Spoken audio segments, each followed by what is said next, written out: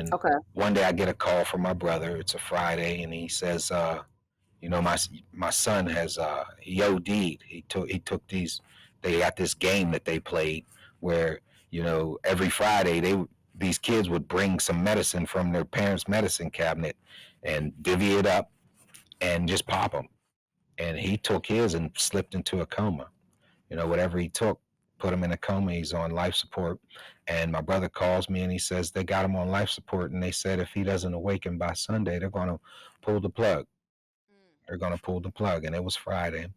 And he said he may be brain dead. He's got some activity in his brain, but they believe he's brain dead, and they're going to pull the plug. And so I remember that Friday. I used to help a lot of people with this gift, and I got very busy, and I forgot. I really forgot. I forgot. It just slipped my mind. And then Saturday night, I went into meditation. I said, "Oh, we got to do this." And I go to Metatron. I say, "Can you? Is there anything we can do?" And with that, I'm in deep meditation. With that, he whisks me to this place, and we arrive at this place, and I have to say that it's a place where children who are in comas go. That's all. And Hmm. Jesus Christ was there. Jesus was Hmm. there, and he was comforting them. Yet my nephew, he was off in the distance. He was off on his own. And how can I describe it? It was a playground. We were actually in a playground. It was a playground. He was sitting on uh, the steps of a slide. And this is where I talked to him at. I don't know if I even put that in the book. I can't remember. He was sitting on the steps of a slide, and we're in this playground, and this was a magnificent, peaceful place. Kids, they're actually playing. Jesus is playing with them, and their minds are, but they're like at ease. But my nephew was troubled. And so I began to talk to him in this place, and Metatron he stood right beside me, and we talked.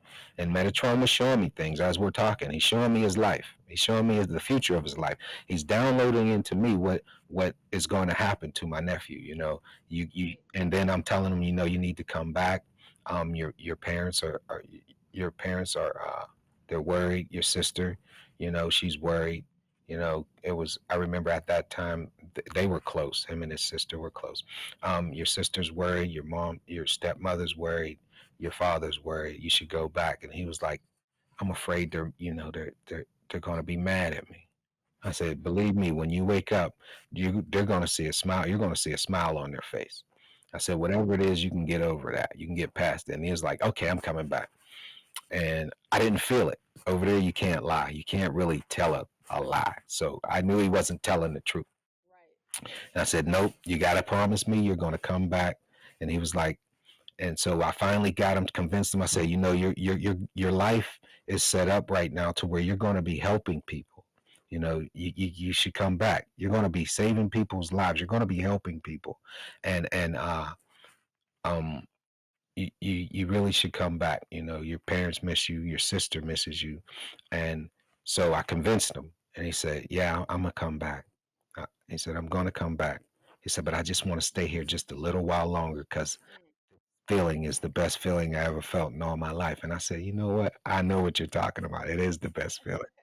I know exactly what you're talking about. And so with that, Metatron whisked me back, and I get back into my body, and I wake up. And as soon as I wake up from this meditation, I text my brother. It's probably 2 in the morning. And I text my brother. I text him our conversation, the conversation I had with him, and I text him that he's coming back. Right. And Right. and so that I fall asleep. That next morning, I wake up around 9 o'clock, and I look at my phone, and my brother said, confirmation. It was like everything you said happened.